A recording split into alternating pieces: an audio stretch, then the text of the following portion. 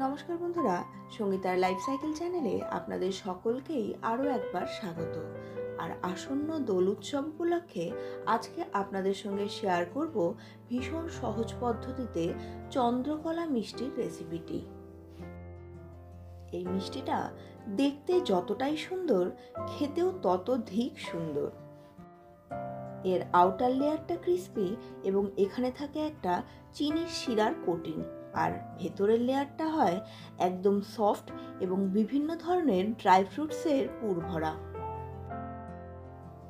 আশা করছি হোলি স্পেশাল এই মিষ্টির রেসিপিটি আপনাদের পছন্দ হবে। রেসিপিটি পছন্দ হলে লাইক, শেয়ার ও কমেন্ট করতে ভুলবেন না। আর আপনারা যদি আমার চ্যানেলে নতুন হন তাহলে চ্যানেলটিকে অবশ্যই সাবস্ক্রাইব করে পাশের বেল বাটনটিকে অন করে দিন। তা চলুন আজকের এই অসাধারণ মিষ্টির রেসিপিটি শুরু করি। এখানে ড্রাই ফ্রুটসের মধ্যে নিয়েছি কাজু বাদাম, আমন্ড, পেস্তা আর এখানে সানফ্লাওয়ার সিড নিয়েছি। 1 কাপ গুঁড়ো দুধ নিয়েছি, এর বদলে আপনারা ক্ষীরও ব্যবহার করতে পারেন। নিয়েছি 1/4 কাপ নারকেলের গুঁড়ো। নিয়েছি 8 থেকে 10টা গোলমরিচ, 1 টেবিল চামচ মৌরি, 1 টেবিল চামচ পোস্ত, আর নিয়েছি কিছু ড্রাই রোজ পেটালস। এই সমস্ত উপকরণগুলোকে আগে ভালোভাবে ঘিয়ের মধ্যে ভেজে নেব। এগুলো দিয়ে বানাবো আজকের এই চন্দ্রকলার পুরটাকে। এই জন্য প্রথমে ড্রাই ফ্রুটসগুলোকে ঘিয়ের মধ্যে ভালো করে ভেজে নেব। ড্রাই ফ্রুটসগুলো ভাজার সঙ্গে সঙ্গেই এর সঙ্গেই মৌরি আর অন্যান্য উপকরণগুলোও কিন্তু দিয়ে দেব। অবশ্যই এর সঙ্গে দেব আরও 1 টেবিল চামচ সুজি। সুজিটা এই ড্রাই ফ্রুটসের সঙ্গে ভালোভাবে ভেজে নিয়ে পুরের মধ্যে দিলে পরে পুরের টেস্ট কিন্তু অনেকটাই বেড়ে যাবে। যখন ড্রাই ফ্রুটস ভাজার গন্ধ বেরিয়ে আসবে তখন গ্যাসের ফ্লেমটা অফ করে এগুলোকে ঠান্ডা করে নিতে হবে। ড্রাই ফ্রুটসগুলো ঠান্ডা হয়ে গেলে এরপর এটাকে মিক্সিং জারে নিয়ে ভালোভাবে গুঁড়ো করে নিতে হবে। অবশ্যই এখানে একদম মিহি করে গুঁড়ো করবেন না, একটু যেন দানা দানা থাকে সেইভাবেই গুঁড়ো করতে হবে। এইবার কড়াইয়ের মধ্যে আরও 2 টেবিল চামচ ঘি দিয়ে এই ঘিয়ের মধ্যে নারকেলের গুঁড়োটাকে ভালো করে ভেজে নিতে হবে। দেখবেন নারকেল ভাজারও একটা খুব সুন্দর গন্ধ বেরিয়ে আসছে এবং এর কালারও কিছুটা চেঞ্জ হয়ে যাবে। এবার এখানে দেব 1/2 কাপ দুধ আর দেব 2 থেকে 3 টেবিল চামচ কনডেন্স মিল্ক। কনডেন্স মিল্কটা একটু অপশনাল, আমি এখানে চিনি ব্যবহার করছি না, তাই কনডেন্স মিল্কটা দিয়েছি। এরপরে এর মধ্যে গুঁড়ো দুধটাকে দিয়ে ভালোভাবে নেড়ে নেব এবং এর সঙ্গে সঙ্গে এখানে গুঁড়ো করে নেওয়া সমস্ত ড্রাই ফ্রুটসটাকেও দিয়ে দেব। ভালোভাবে মিনিট 2 এটাকে নাড়াচাড়া করে ঠান্ডা করে নিতে হবে। তাহলেই দেখবেন পুরটা কিন্তু একদম ঝরঝরে হয়ে যাবে। আর এর মধ্যে আমি এক্সট্রা করে দিয়ে দিচ্ছি ড্রাই রোজ পেটালসগুলো। এর ফলে পুর থেকে একটা খুব সুন্দর গন্ধ বেরিয়ে আসবে। এই পুরটা ঠান্ডা হয়ে গেলেই দেখবেন একদম ঝরঝরে হয়ে যাবে। এইবার এখানে একটা ময়দার ডো বানিয়ে নেব। 2 কাপ ময়দার মধ্যে সামান্য পরিমাণ খাওয়ার সোডা বা মিষ্টি সোডা এবং একটু লবণ দিয়ে প্রথমে এটাকে শুকনোই ভালোভাবে মিশিয়ে নেব। এরপর এর মধ্যে 3 থেকে 4 টেবিল চামচ ঘি দিয়ে এটাকে খুব ভালোভাবে ময়াম দিতে হবে। অবশ্যই এই রেসিপিতে ময়াম দেওয়ার সময় ঘিয়ের পরিমাণটা একটু বেশি রাখবেন। আপনারা অবশ্যই এখানে ঘিয়ের বদলে তেল দিয়েও কিন্তু ময়াম দিতে পারেন। ময়ামটা হয়ে গেছে বোঝার জন্য এইভাবে হাতে মুঠি করে ধরলেই দেখবেন আপনার সমস্ত ময়দাগুলো দলা পেকে যাচ্ছে এবং সামান্য প্রেস করলেই সেটা আবার ভেঙেও যাচ্ছে। এইবার এখানে অল্প অল্প করে জল দিয়ে ডো বানিয়ে নিতে হবে। ডোটা যেন একদম মসৃণ হয় সেদিকে খেয়াল রাখতে হবে। ডোটা ভীষণ হার্ড বা একদম সফটও কিন্তু করবেন না। ডোটা তৈরি হয়ে গেলে এবার এর ওপর দিয়ে সামান্য পরিমাণ তেল গ্রিস করে এটাকে ঢেকে রেখে দেব। এইভাবে ঢেকে রেখে দিলে এর ওপরের স্তরটা কখনোই শক্ত হবে না।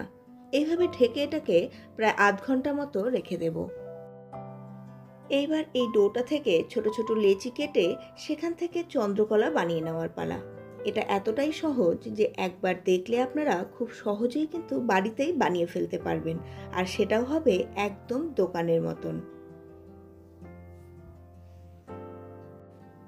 দেখুন এখানে কিন্তু একটা চন্দ্রকলা আমার তৈরি করা হয়েও গেল।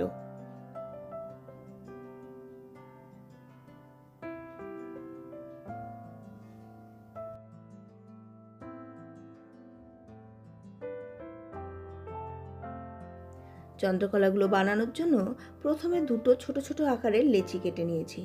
এবার এর চারপাশ দিয়ে সামান্য পরিমাণ জল লাগিয়ে নেব। আপনারা জলের জায়গায় এখানে কিন্তু ময়দার ঘোল বানিয়েও লাগিয়ে নিতে পারেন।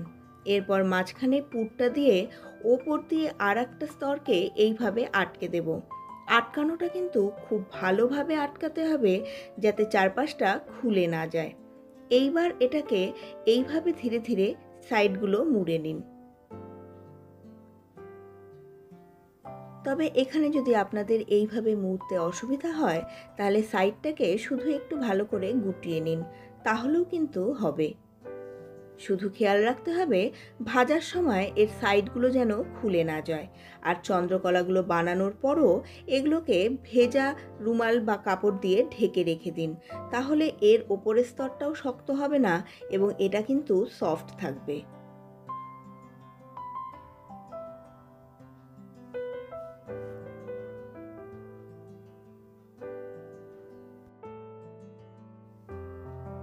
এইবার এখানে একটা চিনির শিরা বানিয়ে নেব।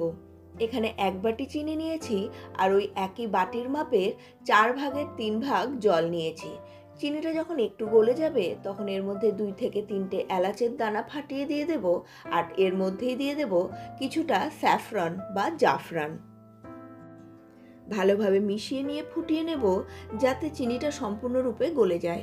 এখানে 1 তার বা 2 তারের কোনো শিরা বানাবো না। এবার অন্য একটি কড়াইয়ের মধ্যে সামান্য পরিমাণ রিফাইন্ড অয়েল আর এর সঙ্গে সঙ্গে 2 টেবিল চামচ ঘি দিয়ে নিয়েছি।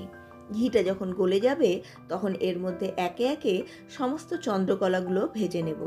এখানে আপনাদের বলে রাখি তেলের টেম্পারেচার কিন্তু অনেক বেশি যেন না হয়, আর এটা ভাজার সময় গ্যাসের ফ্লেমটাকেও লোতে রেখে দেবেন। এতে ধীরে ধীরে এটা ভাজা হবে এবং বাইরেরটা ক্রিস্পি হয়ে যাবে এবং ভেতরটা থাকবে সফট। চন্দ্রকলাগুলো ভাজার পরে গরম অবস্থাতেই এগুলোকে চিনির শিরার মধ্যে ডুবিয়ে দেব এবং চিনির শিরার মধ্যে এগুলোকে প্রায় ঘন্টা 2 রেখে দেব।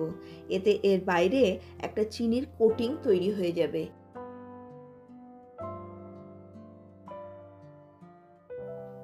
আশা করছি আজকের রেসিপিটি আপনাদের খুবই সহজ লেগেছে এবং পছন্দও হয়েছে। আজকের রেসিপিটি পছন্দ হলে লাইক, শেয়ার ও কমেন্ট করতে ভুলবেন না। আর আপনারা যদি আমার চ্যানেলে নতুন হন তাহলে চ্যানেলটিকে অবশ্যই সাবস্ক্রাইব করে নিন। চ্যানেলটিকে সাবস্ক্রাইব করে পাশে থাকা বেল বাটনের অলে ক্লিক করে দিন, তাহলে আমার প্রত্যেকটি নতুন রেসিপির নোটিফিকেশন আপনাদের কাছে পৌঁছে যাবে সবার আগে। আপনাদের সঙ্গে দেখা হচ্ছে পরবর্তী আরও একটি নতুন ধরনের রান্নার ভিডিও নিয়ে। ততক্ষণের জন্য সুস্থ থাকুন, ভালো থাকুন এবং সবাই হোলিতে প্রচুর এনজয় করুন। আর হ্যাঁ, আমার আজকের রেসিপি আপনাদের পছন্দ হলে কমেন্ট বক্সে এসে জানাতে কিন্তু ভুলবেন না।